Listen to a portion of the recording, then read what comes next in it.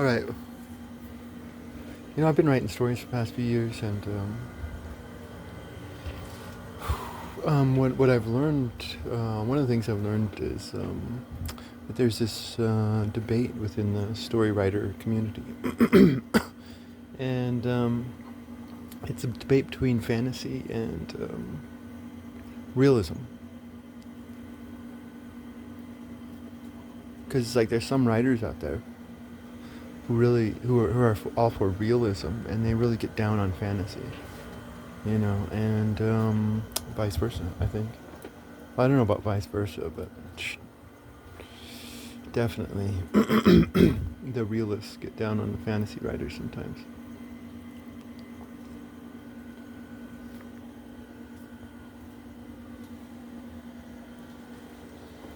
Right, and you can see this in George R. R. Martin and J. R. R. Tolkien.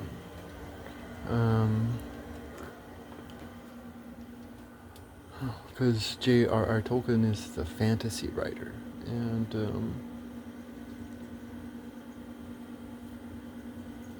George R. R. Martin is more of a realist writer, right? I was reading Game of Thrones before it became a TV show, and it was pretty good. I gave up writing it because, shit, yeah, I don't know if he's gonna finish it before he croaks.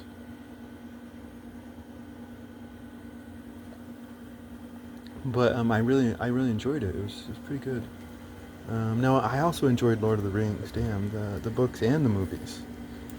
And it's like, and there's that other debate out there between like books and movies, and it's like that's the stupidest fucking debate ever. Because like, a book is just like so much more involved, and you can't fit everything from a book into a movie. Like you just can't. And people who, yeah, the book is so much better than the movie, and it's like, um, as far as the TV show of Game of Thrones is concerned, it was all right. I love the story of Arya in the TV show. Like she was, and she's a badass in the books too, if I remember correctly. But it's just a long time since I read it.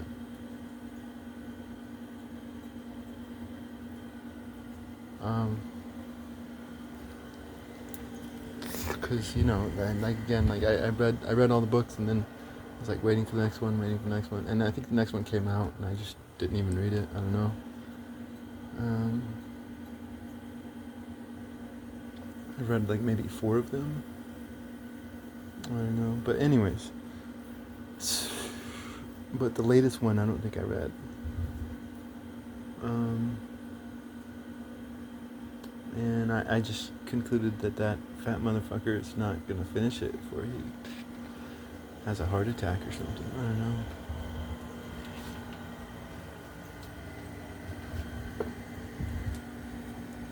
But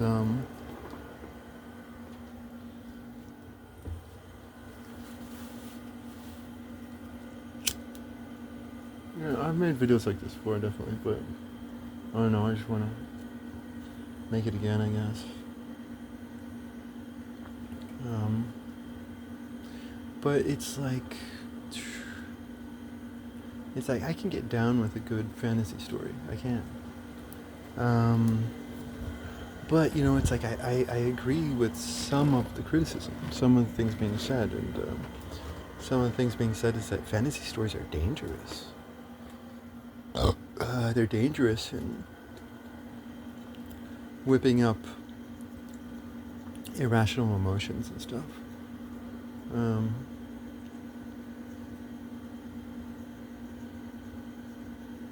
and I think that can be true, depending on the audience member.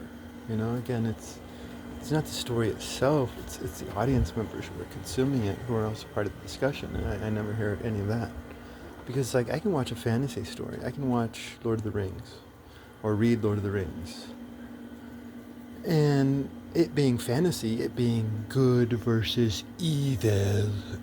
I am evil and I do evil things, and I am good and I do good things. Um, um, I can see that as a microcosm of the battle within my own self. It's like, man, I am fucking Golem.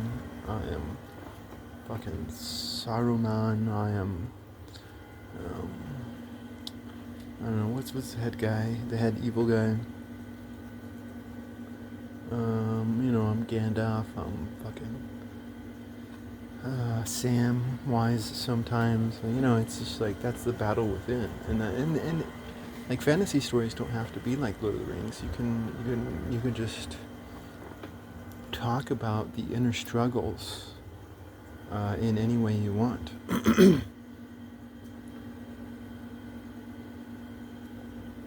And so, there's a lot of great fantasy stories that could be made if people just divorce themselves from the Lord of the Rings stuff, because like even modern stories that are made in Hollywood and stuff, they're fantasy because it's about good versus evil. I am evil, and it's so cheesy because it's like the man or the woman that hurts you doesn't come up to you and say, I'm evil. They put on a false face. They say they love you when they don't. You know, that's not reality. You know, it's just not reality whatsoever.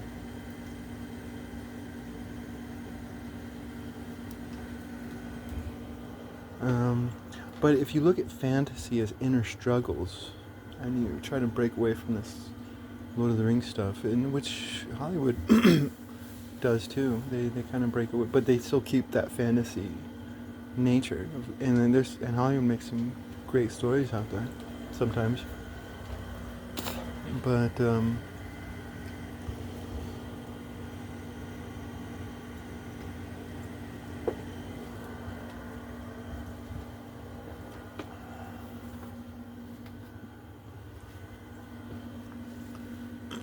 yeah, no, it's just stupid and dumb.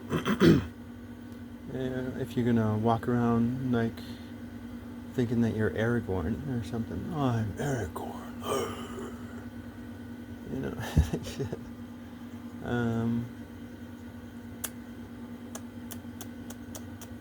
And talking about Karen type shit, fantasy stories can really fuel a Karen, because Karens are always trying to fight for some justice that they invent within their own head in order to justify their own bitter, hateful soul. So it's all about the audience member. Like a mature audience member can really consume a fantasy story and have it touch them. I think so. I don't come down on either side of the debate. I'm like, yeah, I like both types of stories, the fantasy and the real.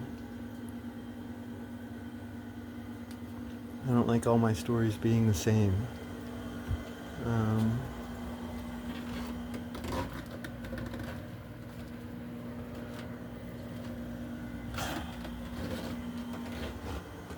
No, but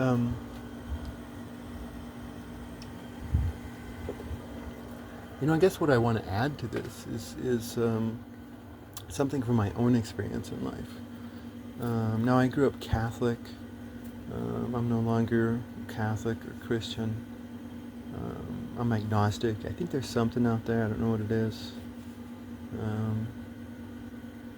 Could be Yahweh or Christ or Allah or Buddha or whatever. I don't know. But growing up Catholic, I learned a lot of Catholic history, and it's like, before we get into the Catholic history, let's get into modern Catholic times, because there's some people within the Catholic world, not really here in America, that I live in, but like maybe in Mexico or Europe or something like that. And there's some Catholics out there who believe in Catholicism, and they think the salvation for Catholicism is that a king arrives. You know, I think a great Catholic king arrives. Oh, oh, and the great Catholic king is going to save the Catholic people. Oh, oh, you know, and it's like, how can you believe that shit? You know, they're like there's a lot of Catholics out there who love Catholicism, and you know, they think the salvation to Catholicism is monarchy and aristocracy. You know, and I'm like, just like, are you stupid? Are you stupid?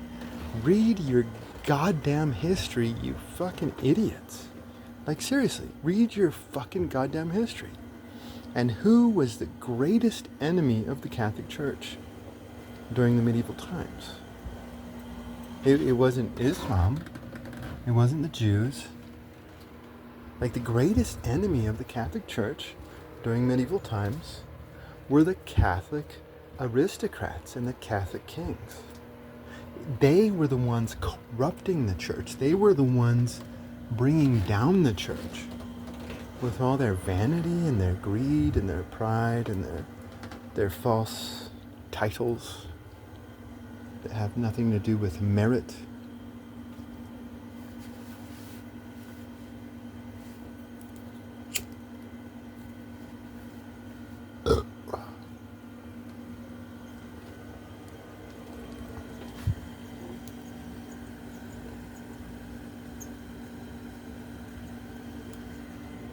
And like then I was shocked to learn about pre-modern times when the secular people started taking control, right? Because as you started to have this secular pushback against religion in general, not just in Catholicism but everywhere.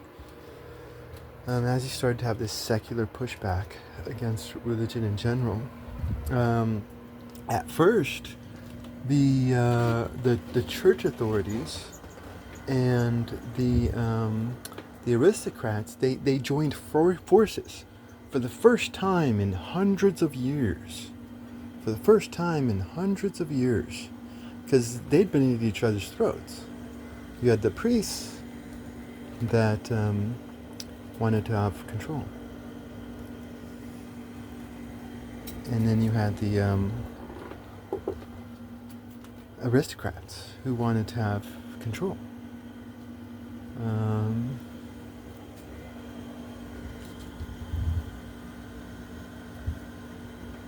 But they finally joined forces, right?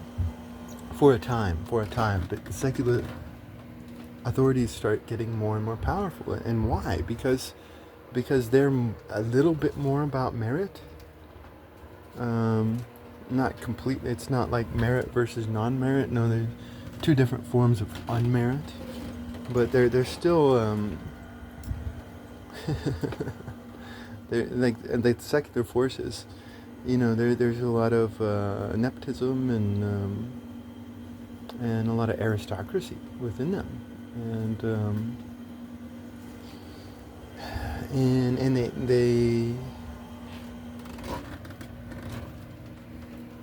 but what they're talented at is they're talented at getting talented people amongst the tribe and praising them and giving them titles, giving them some money, patting them on the head, and getting these talented people to work for them, right? While the religious authorities are just they don't care about talent or merit at all. Like, damn, it's all about stupid aristocratic shit.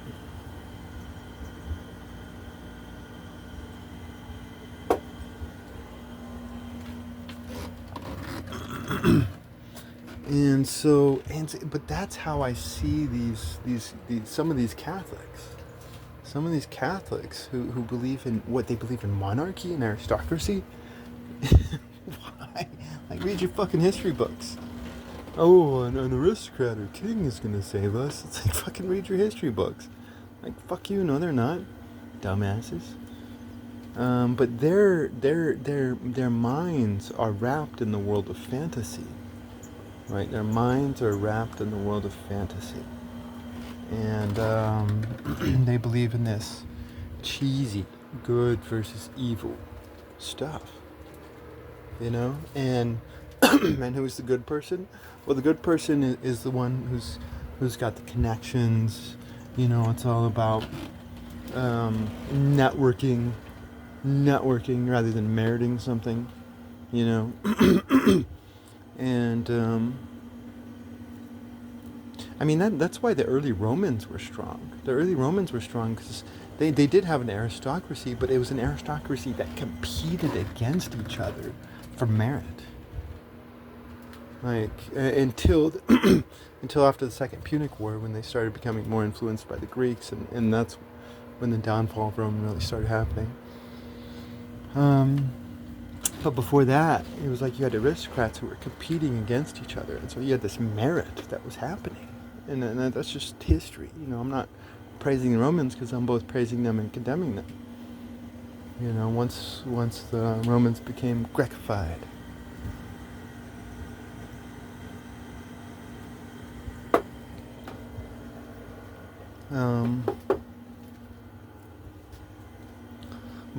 But the aristocratic systems of these Catholics have nothing to do with fucking merit at all. It's all about who knows who and who knows this and what position you're in, and it's disgusting.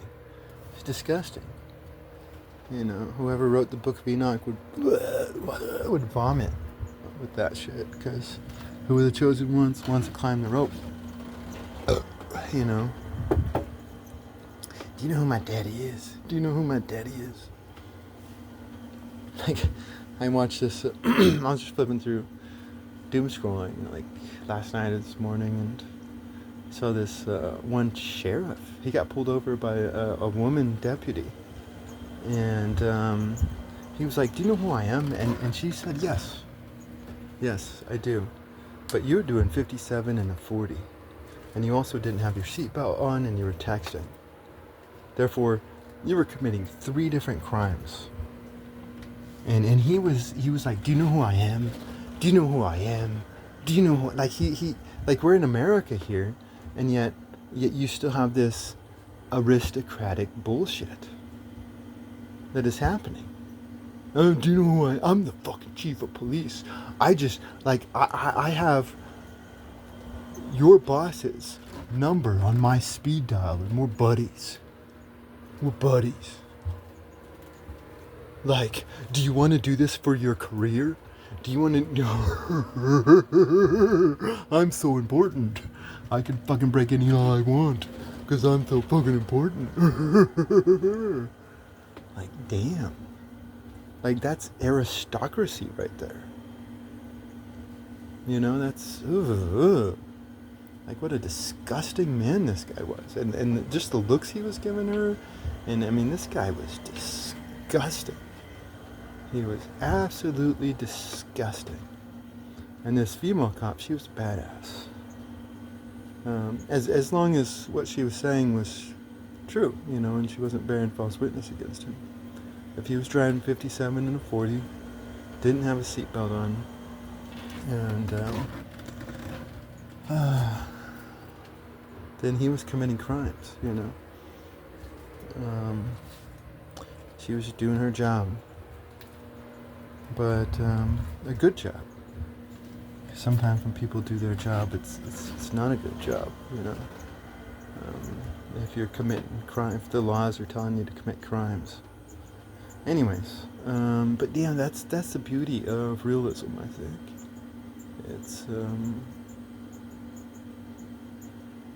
It's all more complicated. It's very, very complicated.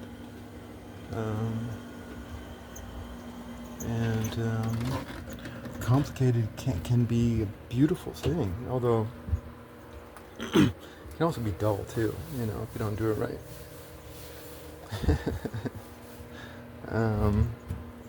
But it can also be dull beautiful. But anyways, I'll shut up. No, it's like, yeah, no, fantasy can be really dangerous, but at the same time, so can realism. So can realism be dangerous, because it's like, I live here in Elephant Butte. People ride me around a lot, and like I love to not wear a seatbelt. If I see a cop, I'll like throw the seatbelt over my shoulder, but without clicking on the thing. But you know, I mean, we could get into a crash, and I could get hurt really bad, But I don't know. I've just let go in life, I've let go. Whatever happens, happens. Um, so if I get on the highway, I'll click up my seatbelt, definitely. Definitely. But yeah, no, it's. I mean, is it wrong to fucking drive 57 in a 40? Like, why should you be driving 40? Like, I definitely think there should be speed limits in neighborhoods and stuff, you know?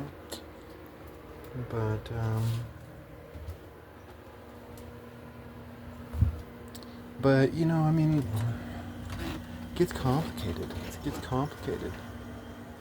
Because sometimes you have righteous people who are all about reality, and yet they're fundamentally wrong, you know? And so, I think it's about a balance between the two different types of stories. Um, no, I do. I think. But that balance has to come from within the audience and not from within the story writer necessarily. Uh, I mean, if you write a story and someone goes out and commits a crime and says, "Oh, I did it because I was inspired by this writing," and it's like, no, that's not on you. That's the audience has to have their own accountability.